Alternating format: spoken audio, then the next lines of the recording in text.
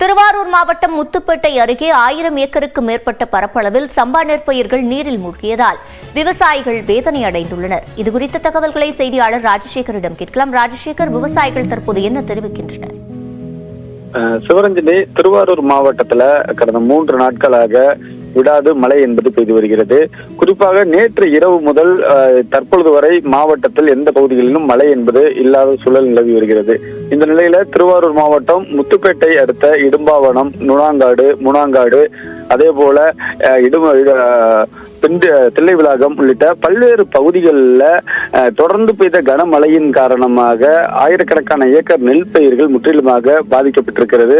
குறிப்பாக நாம தற்பொழுது பார்க்கக்கூடிய அந்த கழுகு பார்வை காட்சிகள் முத்துப்பேட்டை அருகே இடும்பாவனம் பகுதி. இந்த பகுதியில் இடும்பாவனம், அதே போன்று நுணாங்காடு உள்ளிட்ட பகுதிகளில் 1000 ஏக்கர் 30 நாட்களான அந்த சம்பா நெல் பயிர்கள் முற்றிலுமாக மழை நீர்ல மூழ்கி இருக்கிறது. அதை தான் தற்போது கழுகு பார்வை காட்சியில் பார்த்து வருகிறோம். இந்த பகுதிகளில் இந்த மழை நீரை வடிய வைக்க முடியாமல் விவசாயிகள் திணறி வருகிறார்கள். வடிகால் வாய்க்கால்கள் முழுமையாக தூர்வாரப்படாததன் காரணத்தினால இந்த மழை நீரை வடிய வைக்க முடியவில்லை என விவசாயிகள் வேதனை தெரிவிக்கிறார்கள். உடனடியாக வேளாண் துறை அதிகாரிகள் பாதிக்கப்பட்ட பகுதிகளுக்கு நேரடியாக சென்று ஆய்வு செய்ய வேண்டும். மேலும் பாதிக்கப்பட்ட நெல் பயிர்களை கணக்கெடுப்பு செய்து விவசாயிகளுக்கு உரிய இழப்பீடு வழங்க வேண்டும்.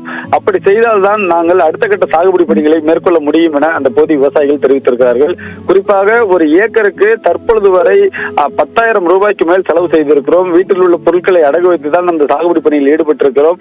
ஆனால் தொடர்ந்து மழை பெய்து வருவதன் காரணத்தினால எங்களுடைய பயிர்கள் முற்றிலுமாக பாதிக்கப்பட்டிருப்பதாக விவசாயிகள் வேதனையுடன் தெரிவிக்கிறார்கள். சிவரஞ்சனி, விவரங்களை வழங்கியமைக்கு நன்றி ராஜசேகர். மதுரை அருகே அரிட்டாப்பட்டியில் டங்ஸ்டன் ஆலை அமைக்க எதிர்ப்பு தெரிவித்து மேலூரில் கடையடைப்பு போராட்டம் நடைபெற்று வரும் நிலையில் பல்லாயிரம் பேருடன் ஆர்ப்பாட்டமும் நடைபெற்று வருகிறது. நமது செய்தியாளர் வெற்றியிடம் இது தொடர்பான கூடுதல் விவரங்களை கேட்கலாம். வெற்றி, போராட்ட நிலவரம் என்ன?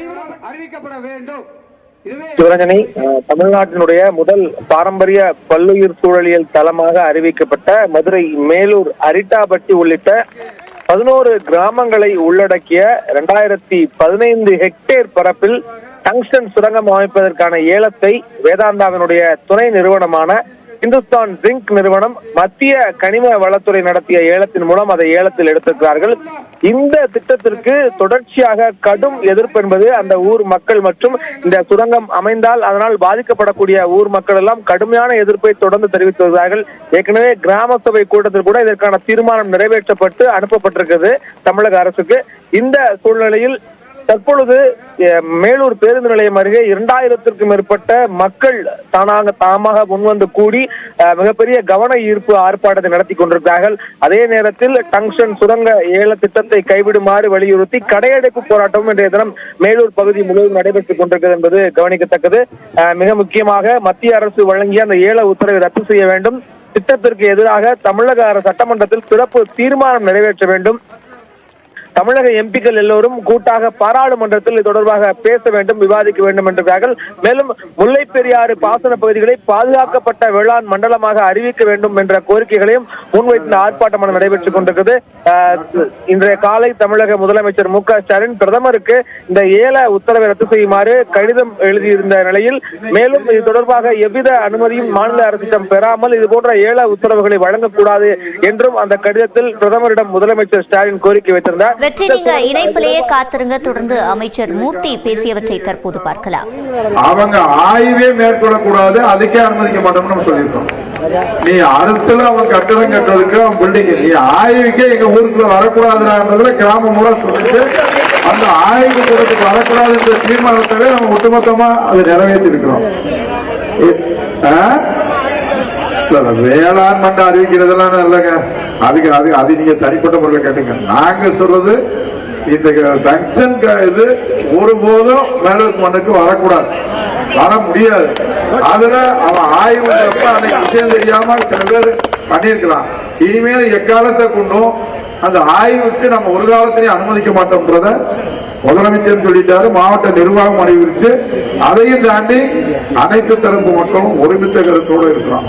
இதுல அரசியல் பண்ணுவதற்கோ எந்த விதமான அண்ணன் நீக்கிறாரு தம்பி நீக்கிறாரு எல்லாருமே ஒட்டுமொத்தமான முடிவுல இருக்கும். அதனால இது ஒரு காலத்திலையும் ஏதோ தயவு செய்து இன்னைக்கு விவசாய சங்கம் செய்யறோம், வணிகர் செய்யறோம், நாளைக்கு இது செய்யறதெல்லாம் நம்மளுக்கு தேவையில்லை. ஒட்டுமொத்தமா நீங்க சொன்னீங்கன்னா பல லட்சம் பேர் கலந்து இதுக்கு பண்றதுக்கு ரெடியா தான் இருக்கு, ஆணும் பொண்ணு எல்லாம் போகும். ஆனா இது ஒரு முடிவு எடுத்து இன்னைக்கு தமிழ்நாடு சர்க்காரு அதை அனுமதிக்க முடியாதுன்னு ஒரு வார்த்தையில சொல்லிருச்சு. இப்ப அண்ணன் சட்டமன்றம் நடக்கிறப்ப இதுக்கு எங்களுக்கு மேலூரில் நடைபெற்று வரும் போராட்டத்தில் தற்போது அமைச்சர் மூர்த்தி பேசிய காட்சிகளை பார்த்தோம். இது தொடர்பான விவரங்களை வழங்கியமைக்கு நன்றி. வெற்றி.